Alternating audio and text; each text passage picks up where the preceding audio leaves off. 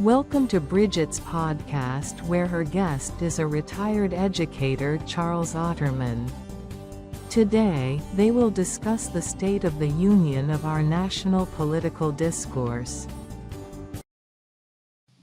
Welcome, everyone, to the podcast. Today, I am absolutely thrilled to have a very special guest with us, Charles. Charles, for those who might not know, holds degrees in political science and philosophy, giving him a really robust and nuanced understanding of not just how politics works, but why it works the way it does and what it means for society. And what's even more impressive, he hasn't just studied it from afar, he's lived it, having served in public life as an elected official. So he brings both the academic rigor and the on-the-ground experience to our conversation today. Charles, thank you so much for joining me. Bridget, thank you for that incredibly kind and generous introduction.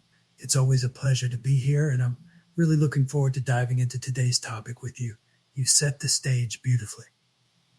Oh, absolutely. And I think it's a topic that's been on a lot of people's minds, especially in recent years. What we want to talk about today is something I believe is one of the most significant and frankly, one of the worst things that has been ingrained into American politics, particularly by figures like Donald Trump. This idea that if your base likes you enough, you never, ever have to back down or apologize for anything. It's a complete paradigm shift, isn't it? It truly is, Bridget. And it's a shift that, from a political science perspective, is both fascinating and deeply concerning. Historically, there was an unspoken, almost a ritualistic expectation in public life. If you made a misstep, if you were caught in a contradiction, or if something genuinely questionable about your past came to light, the playbook was clear. You offered an apology, you expressed regret, you maybe even took a brief step back. It was about managing public perception and, crucially, about maintaining a semblance of integrity and respect for the office, regardless of personal feelings. That's just gone. Gone is a strong word, but I think it's accurate. I mean, think about it. We used to see politicians apologize for everything from minor gaffes to major scandals. There was an understanding that public trust was fragile, and acknowledging mistakes was part of rebuilding or maintaining it. Now, it seems like the opposite is true. Admitting fault is seen as weakness, and doubling down is seen as strength. Precisely. The calculus has changed dramatically. What Trump consciously or unconsciously tapped into was this deep well of frustration and cynicism among a segment of the electorate. For them, apologies from politicians had become hollow anyway. They were seen as performative, as politicians simply trying to get out of hot water. So when someone came along who just refused to play that game, who stood firm and even took pride in defying those expectations, it resonated powerfully with a certain group. It was seen as authentic, as a rejection of the establishment rules. That's a really interesting point about the perception of apologies themselves becoming hollow. But even if that's true, there's a difference between a hollow apology and outright deception that's met with defiance. I'm thinking of examples we've seen recently, like candidates who have been deliberately deceptive about their professional credentials. Let's take, for instance, a hypothetical candidate who heavily played up their doctor credentials, using titles like physician, talking about how they healed people or had extensive medical experience. But then it turns out they never actually got a medical license or treated patients in a clinical setting, or even completed a residency. Does it, in the context of a Senate run, really matter whether they ever actually practiced medicine? That's an excellent, really pertinent example, Bridget. And if we're being brutally honest about the current political climate, in the context of a hyper-partisan Senate run, perhaps not as much as it should. The immediate response from the candidate's campaign, and often from their supporters, isn't to say, oh, my mistake, I exaggerated. It's to say, who cares? My opponent is worse. This is a gotcha moment. They're just trying to distract from the real issues. The goal is no longer to be factually accurate or to present an unblemished personal record. The goal is to win and to energize your base. Exactly. It seems indisputable that such a candidate would have been deliberately deceptive, playing up those credentials to project an image of authority, trustworthiness, and perhaps even a healer quality to voters. And even if you want to argue that it's a gray area rather than a straight-up lie, people used to be embarrassed by that kind of deception. It used to be normal for politicians to apologize for things. Scandals used to matter. Remember when a politician would be caught in something like that and their career would be effectively over or at least significantly damaged? Now it just feels like a Tuesday. It's a stark contrast. I remember campaigns where a minor inconsistency on a resume or a slightly misleading statement about past experience could derail an entire candidacy. The media would latch onto it, opponents would hammer it, and the public would often demand some form of accountability. The expectation was that public servants would adhere to a higher standard of truthfulness, or at least a public appearance of it. Now, the response is often derision for anyone who points out the deception. It's a complete inversion of the norm. So, what happened? You mentioned Trump earlier. Is he the sole architect of this shift, or was it something bubbling under the surface that he simply capitalized on and perfected?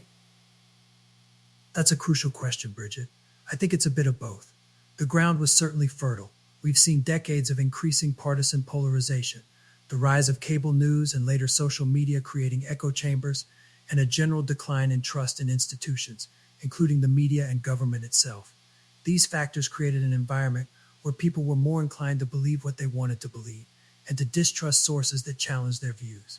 Trump, however, absolutely supercharged and normalized the never apologize strategy.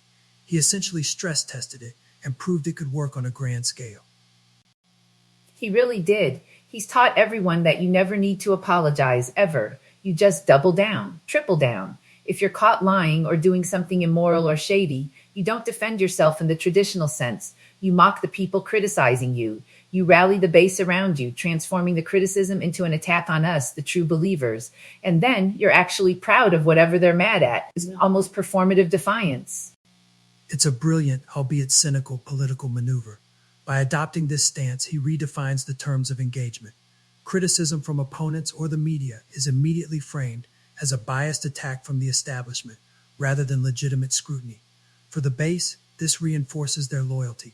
They see their leader as strong, unyielding, fighting against the same forces they feel are oppressing them. The scandal then becomes a badge of honor, proof of the fight, rather than an indictment of character. It's a very powerful feedback loop. And he proved that as long as your base is rabid enough, this tactic works. It doesn't matter what the objective truth is. It only matters what your most ardent supporters believe and how passionately they're willing to defend you against any criticism. It creates this impenetrable bubble, doesn't it? It absolutely creates a bubble and it weaponizes loyalty. In this model, dissent or even critical thinking within the ranks is seen as disloyalty. You're either with us or you're against us. There's no room for nuance, no room for acknowledging a legitimate point made by an outsider. And the base, feeling under siege, digs in deeper, making them even more receptive to the us versus them narrative. It's incredibly effective for consolidating power within a specific faction, but it's catastrophic for broader civic discourse and national unity. Catastrophic is the right word because, and I hate to use overly dramatic cliches, but this kind of thing, this normalization of blatant deception and the complete abandonment of accountability, it truly is poisonous to the soul of the country. If truth doesn't matter, if character doesn't matter, what are we left with? Just raw power? You're hitting on the core existential threat here, Bridget. Democracy, at its foundation, relies on a shared understanding of facts, a willingness to engage in good faith, and a certain level of trust, even among adversaries. When the truth becomes fluid, when facts are just opinions, and when accountability is replaced by defiant tribalism, those foundations start to crumble. We're seeing a breakdown in the very mechanisms that allow a diverse society to function and make collective decisions. It makes compromise impossible because compromise implies acknowledging the legitimacy of another's position, which is seen as weakness. So it's not just about a specific politician. It's about how this tactic fundamentally corrodes the institutions and norms that hold us together. The idea of shame, which used to be a powerful, albeit uncomfortable force in public life, is now completely absent. Without shame, what's to stop anyone from doing or saying anything to gain or hold on to power? That's it exactly. Shame, or the threat of it, acted as a social governor. It wasn't perfect, but it pushed public figures towards certain behaviors and away from others. It reinforced a collective understanding of what was acceptable and unacceptable. When that governor is removed, when shame is not only absent but actively inverted into pride, then the guardrails come off. The only remaining restraint is whether you can get away with it, and if your base will cheer you on. And that is a very dangerous path for any republic to walk down. It leaves us wondering, what does a politician have to do to genuinely face consequences anymore? If lying about your professional background or countless other things is just brushed off, what does it take? That's the question that keeps many of us in political science up at night. The threshold for what constitutes a scandal or a career ending gaffe has been raised so incredibly high that it's almost unattainable for figures who have mastered this defiant style of politics. For those who play by the old rules, a minor infraction can still be devastating. But for those who have adopted the never apologize, double down strategy, they seem almost immune. The only thing that truly seems to matter is whether they retain the fervent support of their core base, and whether that base is large enough to win elections. And this isn't just an American phenomenon, is it? We're seeing elements of this pop up in various democracies around the world, adapting this playbook. Absolutely. It's a global trend, perhaps exacerbated by the ubiquity of social media, which allows for direct communication to a base, bypassing traditional media gatekeepers.